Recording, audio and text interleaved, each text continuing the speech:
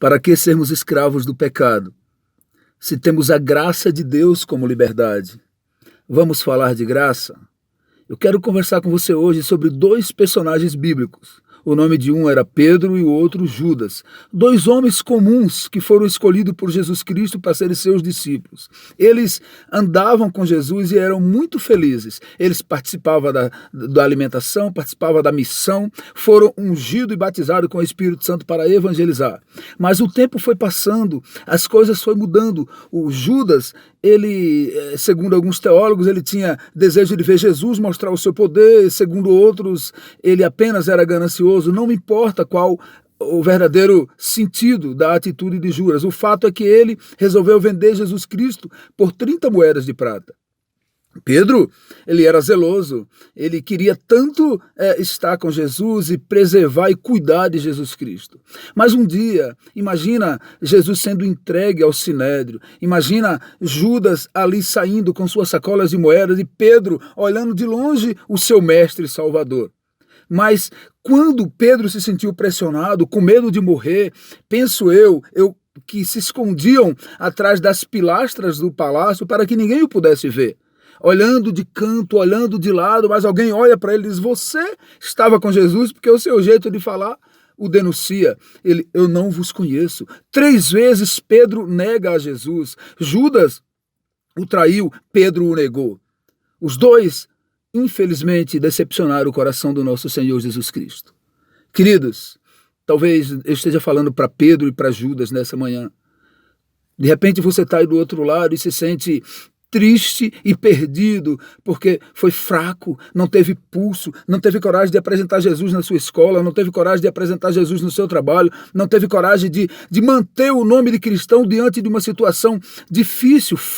Caiu em tentação, se envolveu no adultério, aderiu ao álcool, aderiu à cerveja, aderiu a prostituição e agora se sente no fundo do poço, arrependido, um Judas da vida, pensando em matar sua religiosidade, pensando em suicidar a sua fé. Olha para mim, em nome de Jesus Cristo. Deus, Ele é um Deus de segunda chance. O Deus que nós servimos, Ele é um Deus de recomeço. A especialidade do nosso Deus é te dar uma segunda chance. A especialidade de Jesus Cristo, Jesus de Nazaré, é te dar um recomeço. Que pena que Judas não enxergou isso.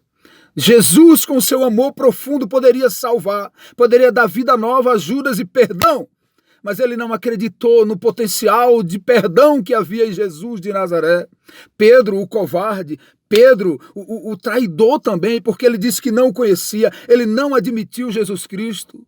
Em uma situação de pressão, ele cedeu, mas olha, ele resolveu se reconciliar com Cristo. Ele olhou para trás e disse: Senhor, eu preciso de uma nova chance. Senhor, me perdoa por eu ter te traído. Senhor, me perdoa por eu não admitir o Senhor. Me perdoa por essa confusão. Sabe, queridos, Satanás ele é especialista em confusão da alma. Satanás ele é especialista em provocar confusão de espírito. Dizer que você já está no fundo do poço. Dizer que não há mais perspectiva positiva para a tua vida, dizer que você não precisa de um Salvador, dizer que você pode continuar do jeito que se encontra, mas Jesus de Nazaré, ele volta e ele diz: filho, eu posso te dar um recomeço, não importa quão longe você esteve, eu posso te levantar, não importa quão fundo você desceu, eu posso te animar.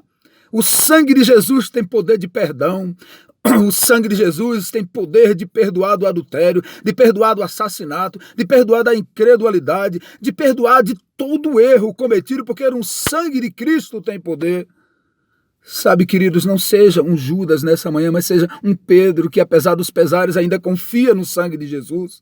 Quando nós olhamos para a proposta do Evangelho e não depositamos nossa inteira confiança e não ficamos felizes com o que Jesus pode fazer através do seu perdão e da sua graça, nós estamos dizendo que o sangue de Cristo, ele não tem poder para nos livrar do nosso pecado. Quando nós não tomamos a atitude de nos submeter a Cristo, acreditando em um renovo, em uma nova chance, e ficamos aí no fundo do poço, de repente Deus já te perdoou faz tempo, mas você não te perdoa.